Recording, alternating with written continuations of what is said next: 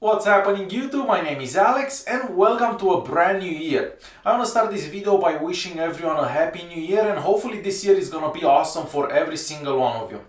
Well, for our first video for 2017 we have a TV box and this is called the V99 Star. And I know it's a bit disappointing that the first video it's a TV box, but it is what it is.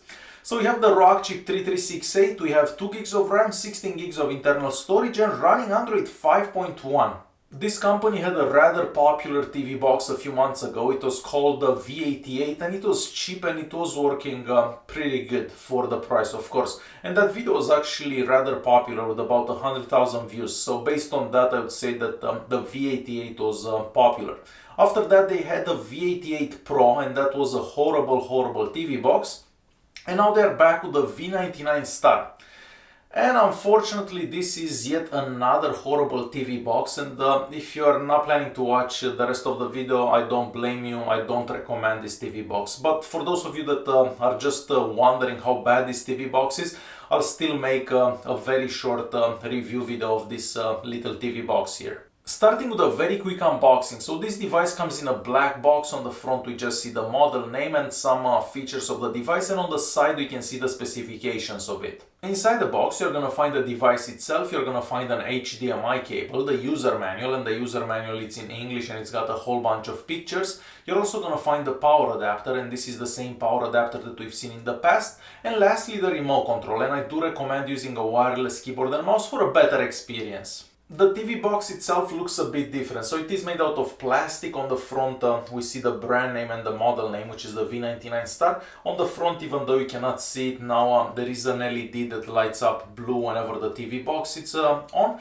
And on the back you're gonna find the power adapter port, the SPDIF network adapter port, HDMI, 2 USB ports and a slot for a TF card.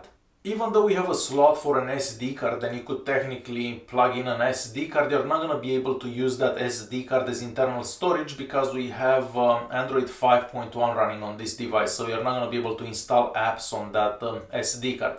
And since we are talking about internal storage, out of the 16 gigs of internal storage that we get to this TV box, we actually have about 12 left.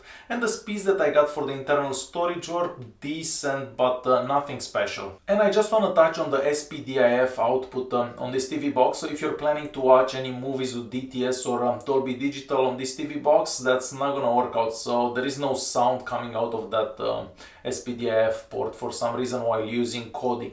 If you use that built-in player that comes with the TV box, it does work and you can get some DTS sound going, but if you're planning to use Kodi for that, there is no sound coming out from Kodi for this TV box. We even get dual band Wi-Fi on this TV box, so you could connect to the 2.4 or the 5 GHz Wi-Fi networks. The speeds that I got over Wi-Fi and over a wired connection were decent, but even with those speeds I don't recommend this TV box.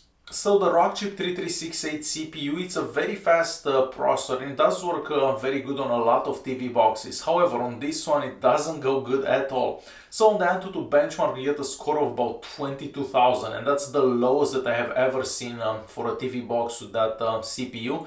And we also get a very low score on the Geekbench 4. For me to actually get those scores with the Antutu Benchmark and the Geekbench 4, I actually had to run those apps about 18 times, and I actually counted how many times I had to reopen them and so on. So every single app that you open on this TV box just keeps crashing, or it never opens, or the box just freezes and you have to like unplug it to actually get this working again. So yeah, this is not a good TV box by any means. And if you're still insisting on getting this TV box, here is how the launcher looks. So it's the same old boring launcher that we've seen in the past many times. We do have a navigation bar at the bottom of the screen that you could hide and bring back up. And we also have the notification tab on top. For apps we get the Play Store, which sometimes works, most of the time it doesn't work. We also get Netflix in there and a whole bunch of other apps. And we even get root access to this TV box right from the factory. So I don't know, if you want to buy this box and try to install another ROM, it could be useful to have root access. And this is the digital rights management information that we get as well. So of course no Netflix in HD. And of course the settings app looks like the settings app that we've seen on many Android 5.1 devices, and if you go to about there you can see the model name and the latest security patch that's coming from like a year ago. So very old security patch on this TV box. And if you're still keen on getting this TV box, keep in mind that there will be no sound for Kodi. So this comes pre-installed with Kodi 16.1. However, this is a beta version, and you're probably better off to uninstall that and try to install a newer copy, because that's where the problems most likely show up.